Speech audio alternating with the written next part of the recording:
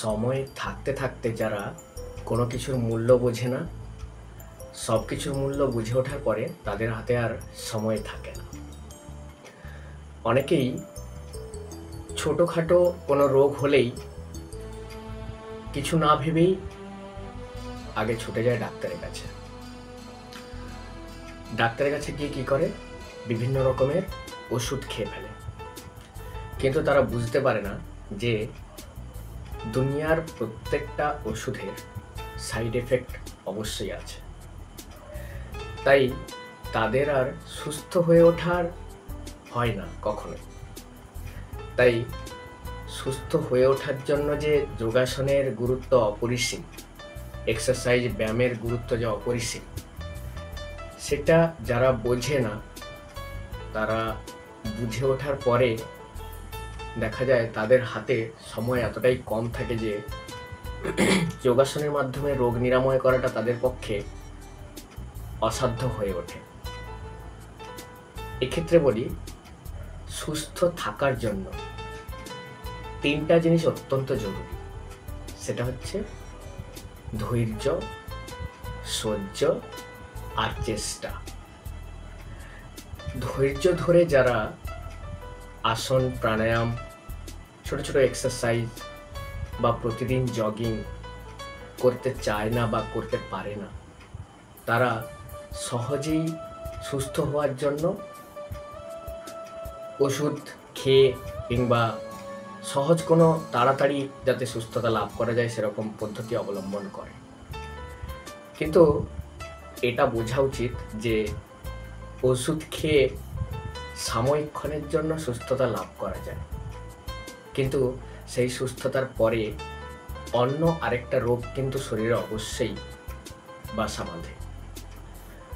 প্রতিদিন একটু ধৈর্য ধরে সহ্য করে যদি চেষ্টা করা যায়, তাহলে নিজের শরীরে নিজেই ইমিউনিটি পাওয়ার বা রোগ প্রতিরোধ করার ক্ষমতা আমরা গড়ে তুলতে পারি।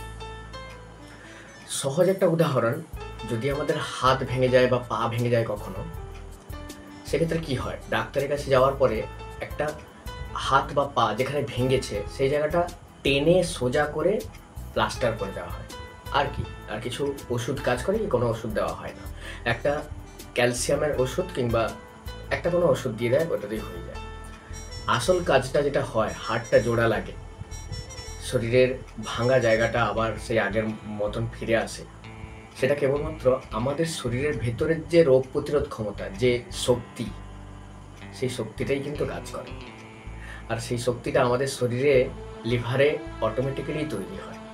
আমরা যে প্রতিদিন খাবার খাচ্ছি তা যদি সুষম হয়ে থাকে, তা যদি সহজ পাচ্য হয়ে থাকে, তাহলে সেই খাবার থেকে সহজেই অনেকটা পরিমাণ শক্তি পাওয়া যায়, অনেকটা পরিমাণ রোগ প্রতিরোধ ক্ষমতা গড়ে ওঠে আমাদের শরীরের মধ্যে।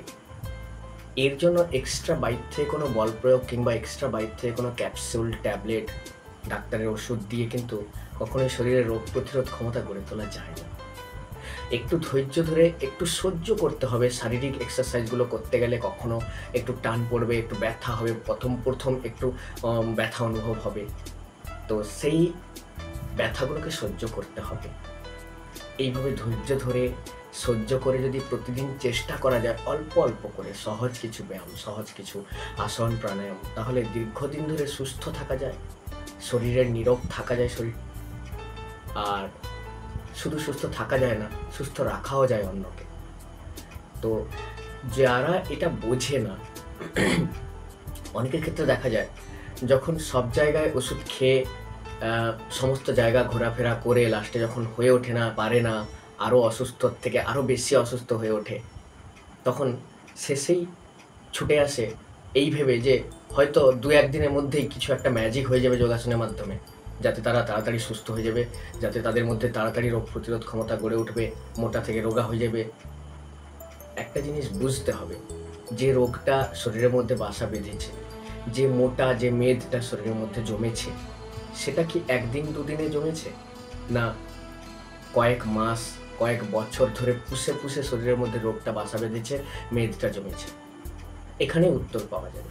যদি ওই রোগ বাসা বাঁধতে, যদি ওই মেদ জমাতে যদি কয়েক মাস, কয়েক বছর সময় লেগে যায়, তাহলে তার থেকে মুক্তি পেতে কি করে খুব সহজে আশা করা যায়?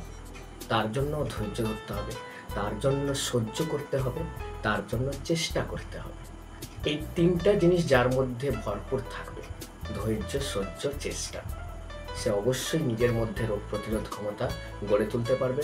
বাড়িতে বসে সম্পূর্ণভাবে যোগাসন, আসন, প্রাণায়াম এই সব কিছুর মাধ্যমে কিন্তু রোগ প্রতিরোধ ক্ষমতা গড়ে তুলতে পারবে। কোনো রকম বাইরে থেকে কোনো রকম নিউট্রিশন কিংবা তাকে কোনো প্রোডাক্ট, কোনো কোম্পানির বা কোনো ডাক্তারের কাছে গিয়ে কোনো প্রোডাক্ট খেতে হবে না, কোনো ক্যাপসুল ইউজ করতে হবে না।